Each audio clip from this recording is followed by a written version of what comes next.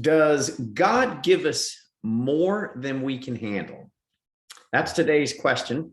Before we answer that, I want to begin by reminding everyone we started a new section. It says, Ask Me a Question. And you can ask that question by emailing us at info@jesuswithoutreligion.com. That's info@jesuswithoutreligion.com. And if you prefer, we can always answer the question privately by email. We get tons of those every day. But if you don't mind, in some cases, we also like to address them by a video here, especially when they're good questions. And note that we will not use your last name. So with all that said, today we are addressing a question in a short, probably 3-4 minute video. This comes from Hillary, and she's from Nashville, Tennessee. And she asked the question, and I won't go through the whole email, but the question is, does God give us more than we can handle? Now, that's a very important question. And I want to tell you why it is, because if we don't know the real answer to that, the very moment we find ourselves in a moment of weakness, we begin to doubt who we are in Christ. Maybe we start looking at our outward performance. Maybe we feel we're weak in Christ, that we're not trusting him. But I want to, again, tackle this question head on. Does God give us more than we can handle? Now, there's a verse that I think comes close to this, but it doesn't in any way imply that we're ever given more than we can handle. I want to read it. It's 1 Corinthians. That's 1 Corinthians chapter 10, verse 13. It reads, "No temptation has overtaken you except something common to mankind, and God is faithful, so he will not allow you to be tempted beyond what you are able. But with the temptation, we provide a way of escape so that you will be able to endure it." So that's very different. Not being tempted beyond what you're able to endure is very different than God putting something or allowing something or causing something to happen to you that is more than you can handle.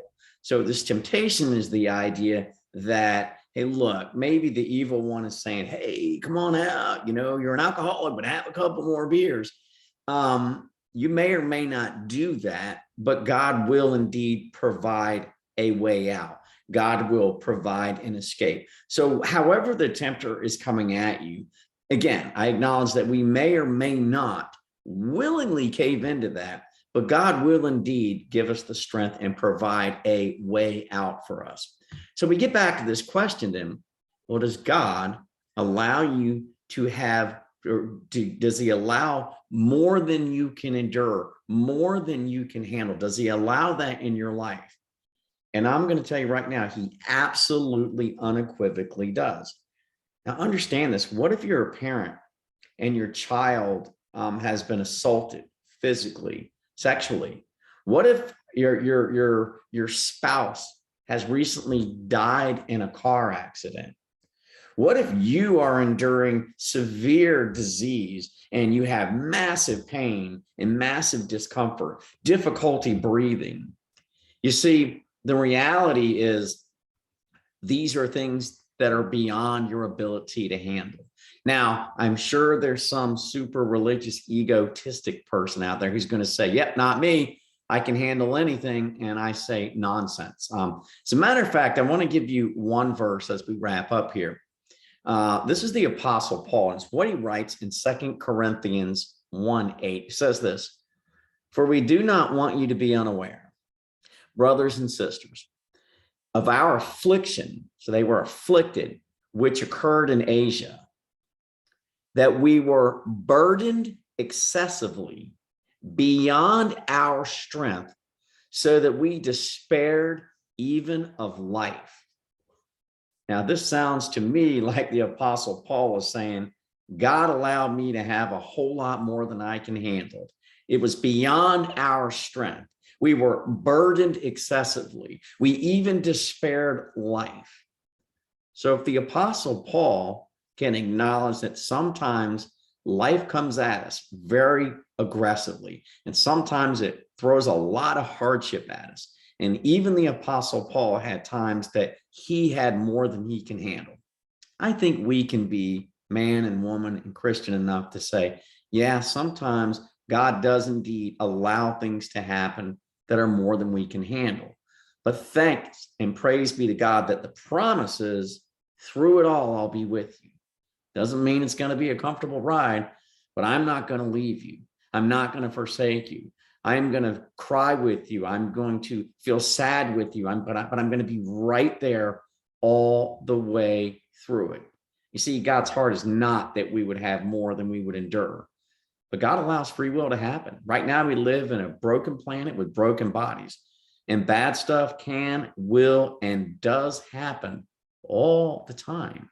But what does that do for us? Well, when we have things that are beyond our ability to endure, here's the reality. As a Christian, you have nowhere to look. Like when life is going great, yeah, we're saying, oh, I love Jesus, and I believe we do.